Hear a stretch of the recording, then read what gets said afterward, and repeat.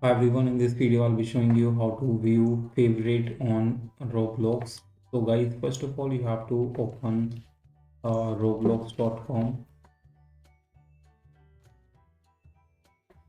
Now if you are new on channel, please subscribe to our channel and start the video. First of all, now you just need to click on your profile here, click on it,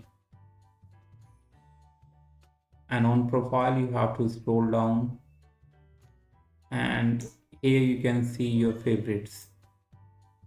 Just click on that, see all to click